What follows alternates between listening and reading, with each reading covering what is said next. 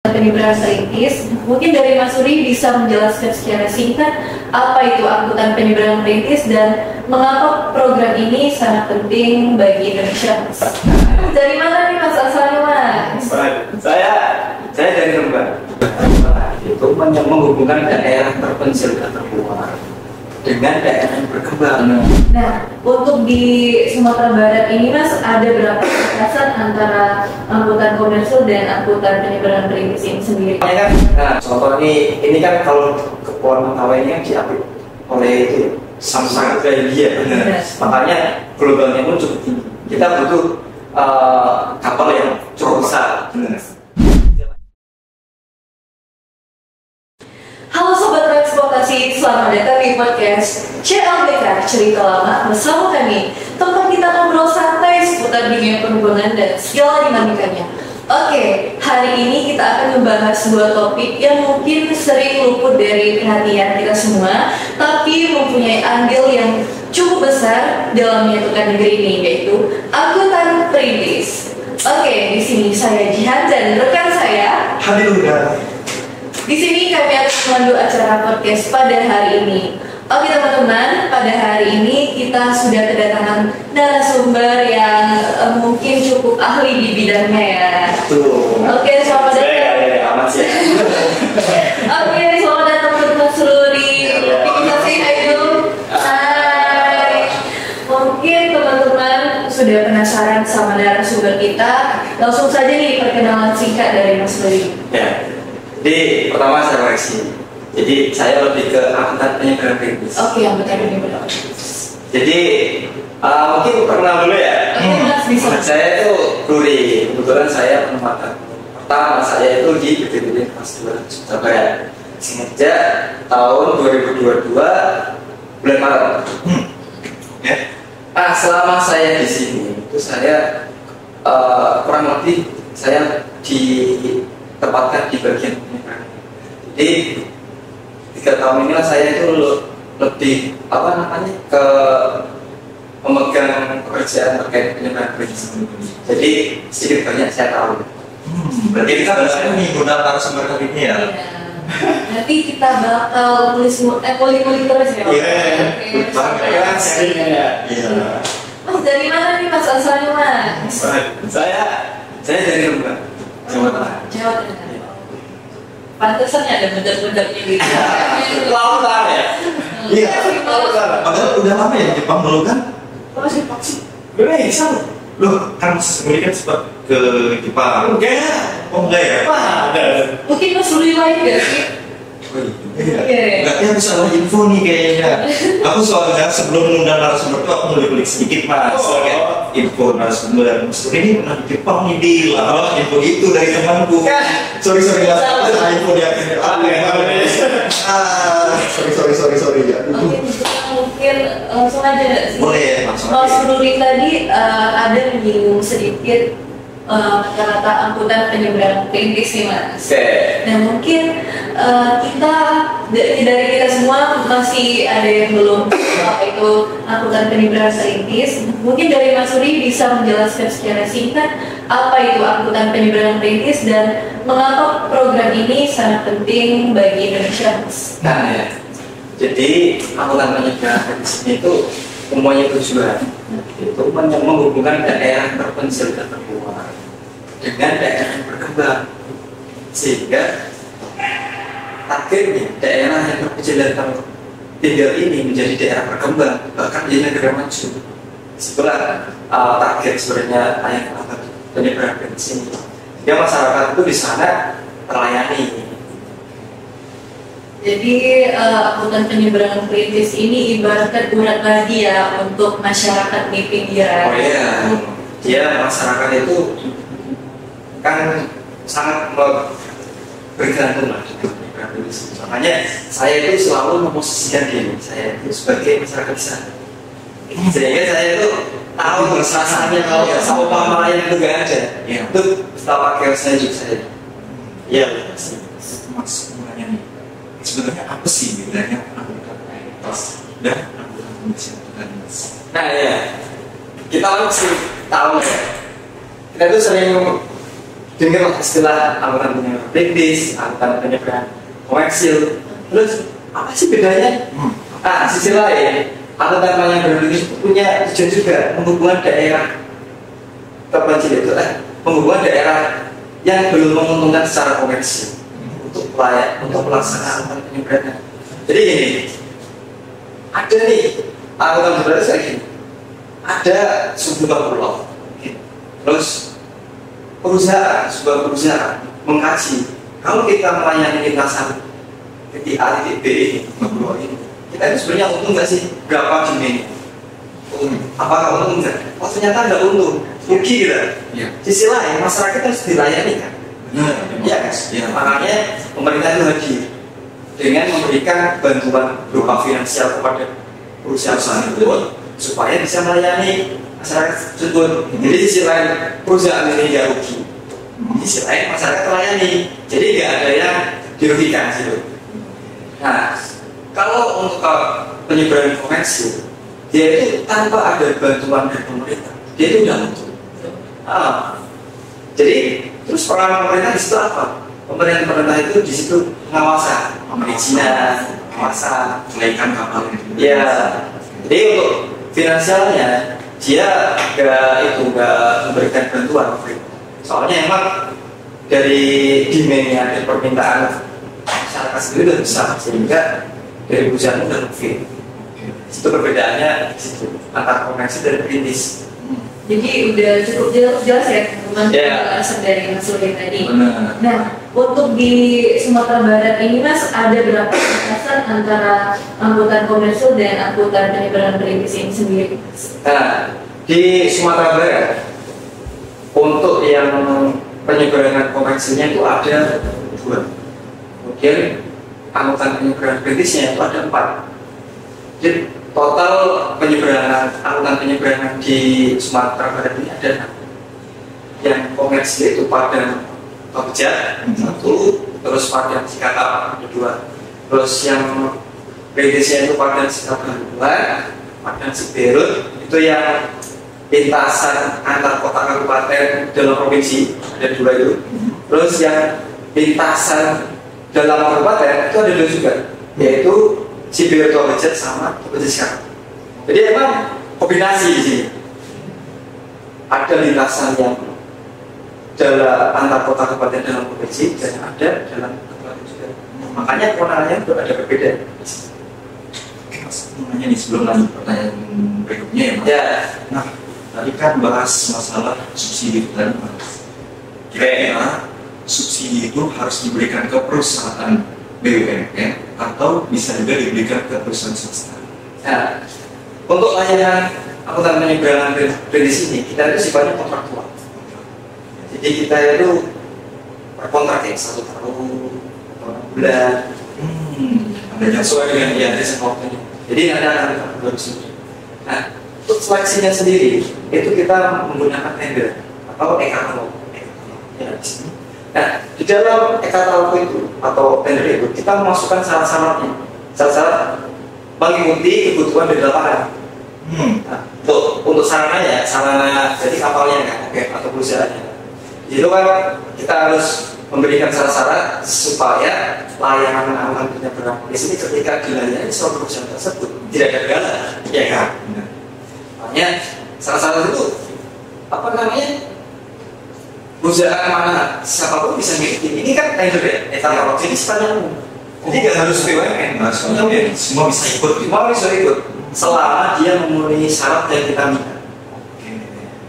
Soalnya kan contoh ini kan kalau Kepulauan Mentawai ini kan diambil oleh Samsung Belgia, makanya gelombangnya itu cukup tinggi. Kita butuh kapal yang cukup besar. Sila yang cukup besar untuk kapasitasnya untuk lebih gede kan. Jadi daya muatnya lebih gede. Selain dari muatnya, itu juga dari segi keselamatan juga lebih. Iya. Sehingga disitulah kita memberikan syarat yang bisa mengikuti tender atau e-katalog ini. Kapalnya perusahaan yang punya kapal minimal 500 GP ke atas. Jadi ketika perusahaan hanya suatu perusahaan mempunyai kapal di bawah kita 500 ya nggak bisa. Jadi intinya itu sifatnya terbuka untuk pemilihan siapa yang melayani dengan syarat dia harus memenuhi syarat-syarat yang kita ambil. Oke, Mas. Ngomong-ngomong operasional angkutan perintis, Ya. angkutan yang di bidang perintis ada nggak tantangan dan perjuangan yang dihadapi? Pasti ada lah. Kalau tantangan itu pasti ada.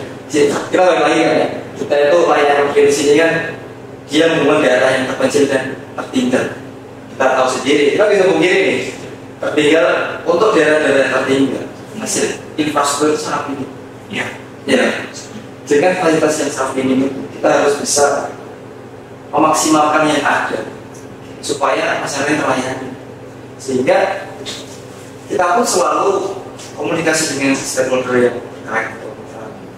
terkait. Gimana caranya layanan ini terjadi sehingga masyarakat itu tetap terlayani. Soalnya kita nggak bisa bayangin seumpama layanan ini nggak ada, terus nggak ada penggantinya gitu. Itu masyarakat itu gimana ya chaosnya?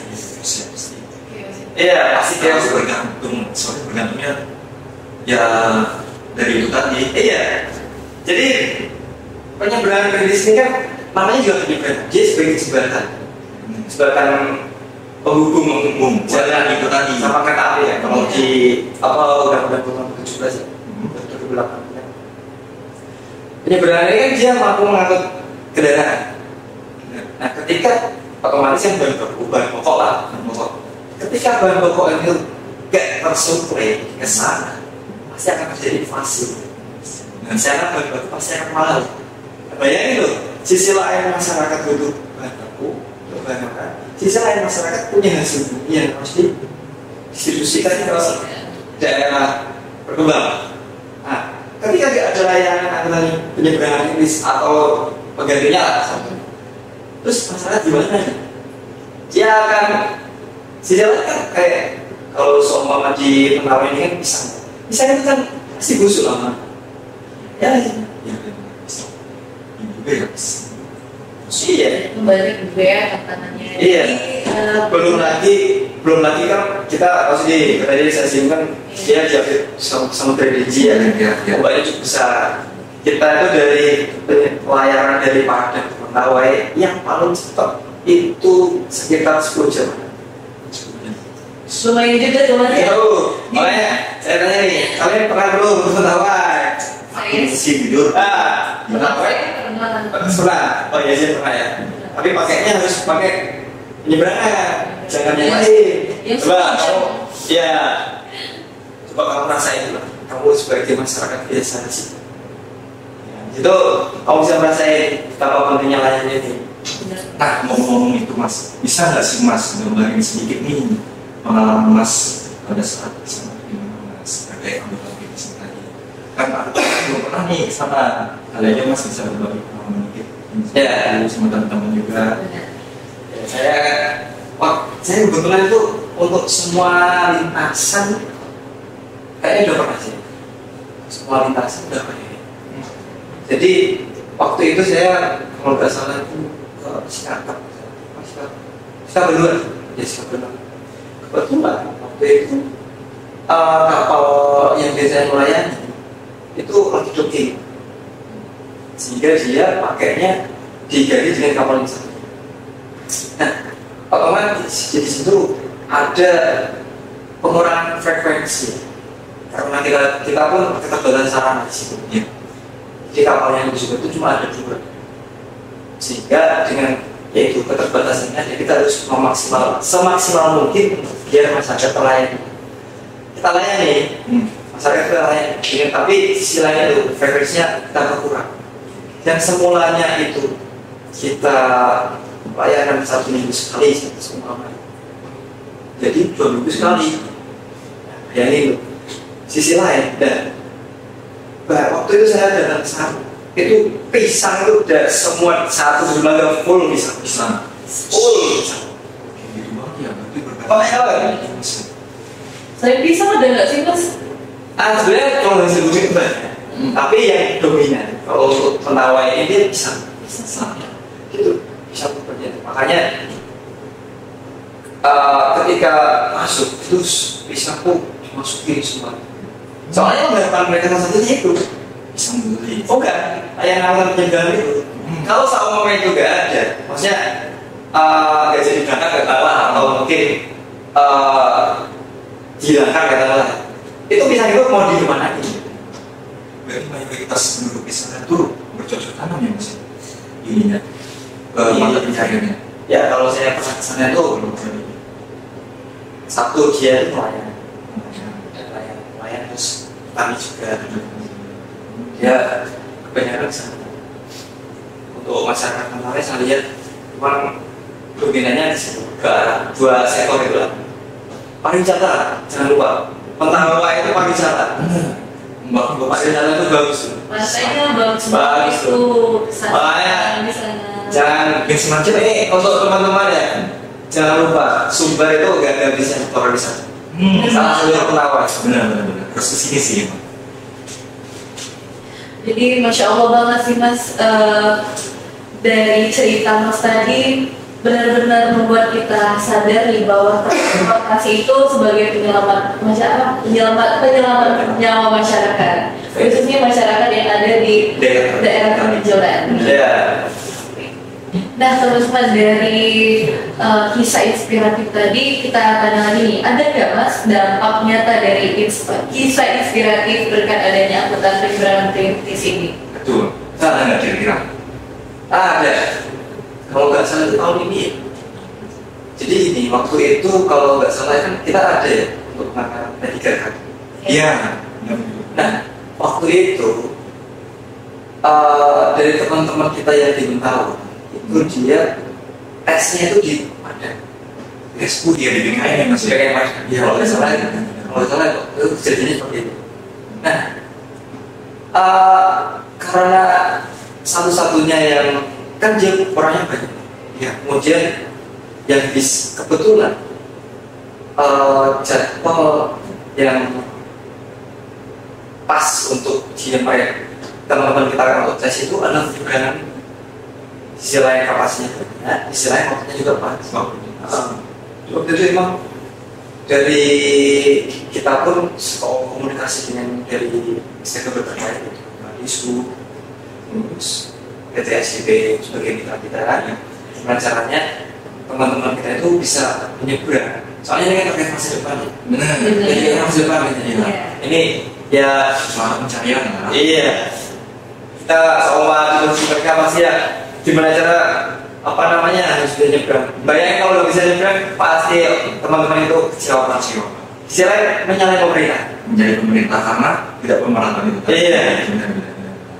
Ya, ya intinya teman gue kecewa karena nggak ada yang tersebut, padahal sisi lain dia sangat butuh tersebut. Mungkin itu sih salah satunya ya. Ya mungkin kalau yang lain tuh ya mulai balik lagi dulu. Saya itu sering kayak gak bisa bayangin kalau soalnya ada kejadian di teman kita sebelah ya, itu di Pulau Enggano. Di Pulau Enggano, di Bengkulu. Oh di Bengkulu. Berarti provinsi sebelah ya? Iya. Di Pulau Enggano itu tahun ini, tapi belum kemarin. Itu mereka ada musibah lah untuk di pelabuhannya di Bengkulu itu pada baik kalau sana itu ada gudang sedimentasi. Jadi kapal tuh gak bisa masuk. Nyandar ya? Gak bisa masuk pelabuhan. Iya. Pintu masuknya itu dangkal sih. Kapal itu kan punya draft ya, punya draft ya. Jadi tenggelam. Nah, draftnya itu terlalu tinggi. Nah, ketika mau nyebrang kalau itu nyangkut ya, kandas kan nggak bisa masuk. Terus padahal sisi pemuatan, sisi bangker kan semua di pelabuhan. Stuck di situ. Otomatis layanan itu pelayan di Enggano, kalau nggak salah itu terhenti. Cara itu Chaos pasti ya. Pak ini bukan terkait apa, ini terkait kemanusiaan. Sila bayangin mereka gak ada pasokan, gak ada lampu, gak ada makanan. Sisi lain hasil yang mereka gak bisa diangkut. Bayangin sampai sekarang ya masih. Alhamdulillah sampai sekarang kayaknya udah bisa udah diteruk dari dulu udah diteruk udah berjalan kalau nggak salah. Bayangin lah sama ya kalian lah kalau di tempat ini ya mati lalu 1 jam Itu nggak pernah. belum belum selesai dulu. Apalagi yang LDR aduh bisa maaf. Sekarang kan lagi boomingnya TikTok ya, kita melihat sekarang terus habis banget. Makanya itu udah menurut saya itu bukan lagi terkait lain-lain udah terkait manusia. Jadi angkutan penyeberangan peribus ini bukan hanya untuk menghubungkan daerah, tetapi juga jalan untuk membuka mimpi-mimpi bagi masyarakat yang ada di. Ya, Betul.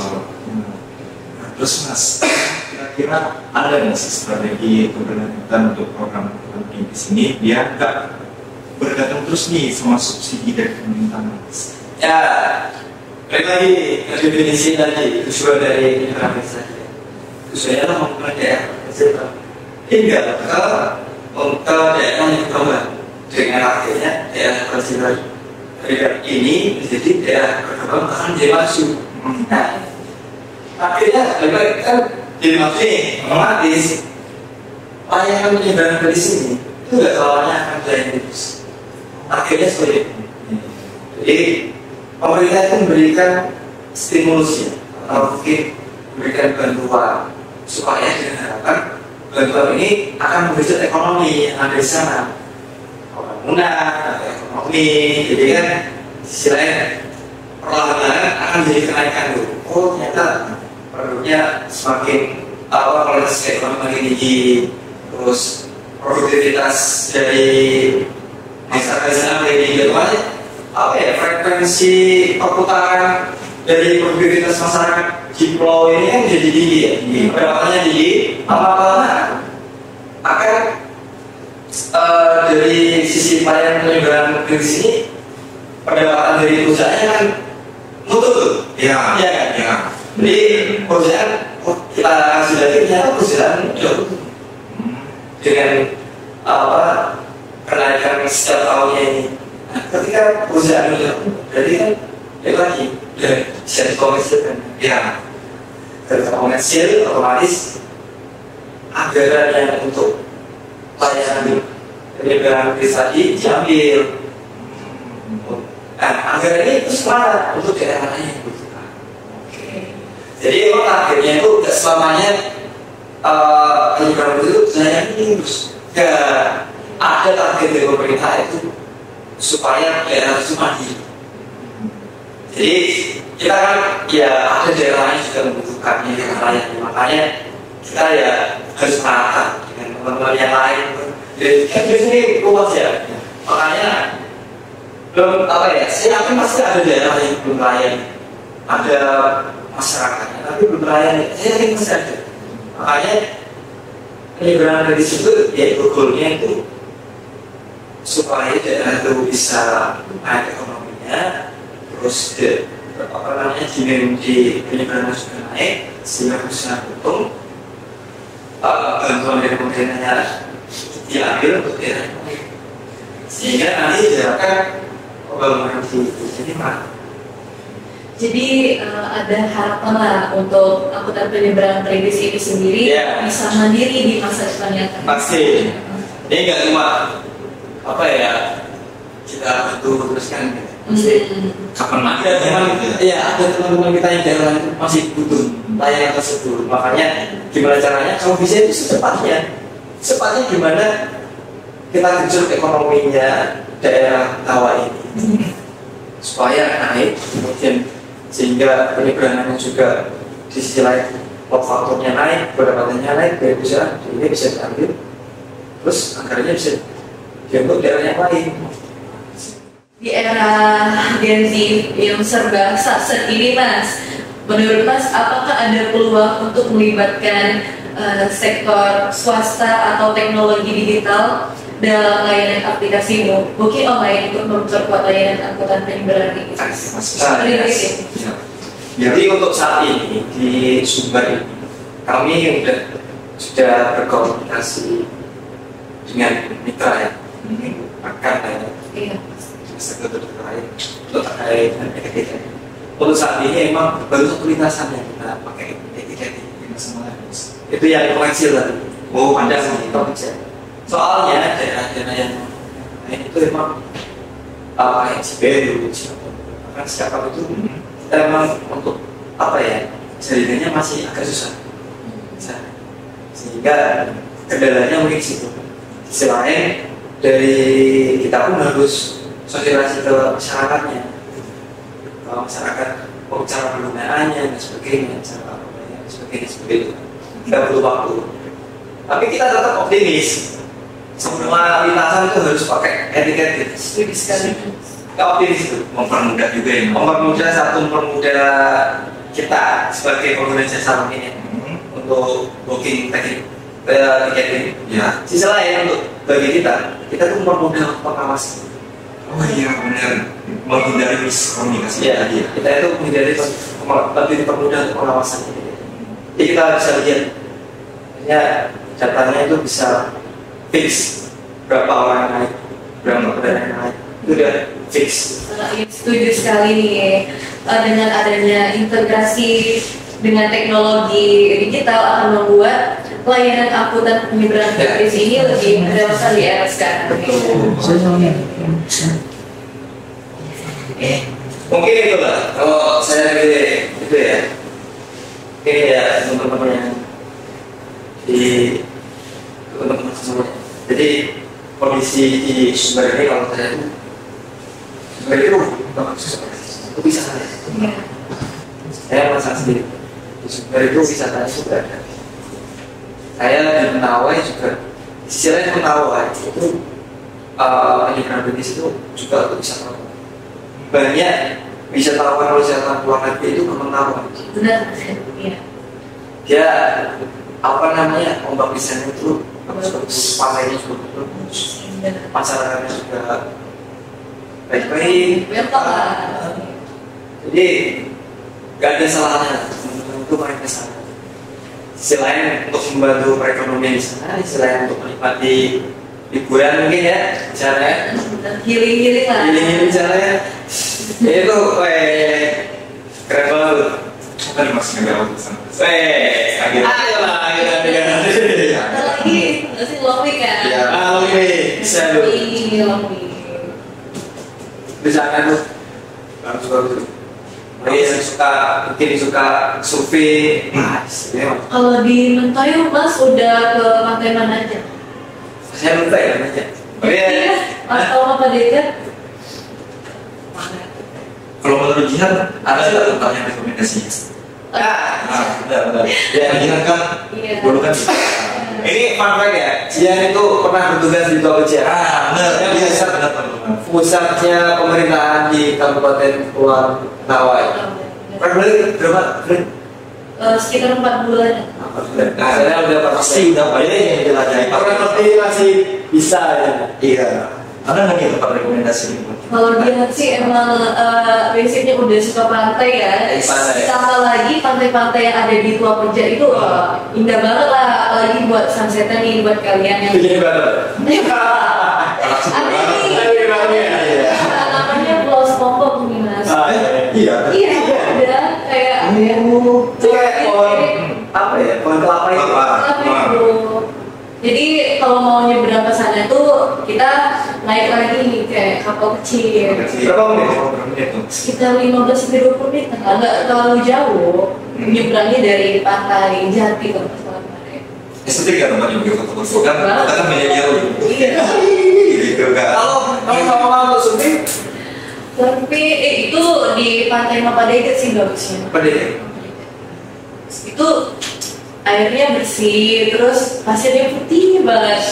Skill. Ada juga sih tempat kita nongki-nongki cantik, nggak terlalu biayanya pun nggak terlalu yang mahal gitu nggak.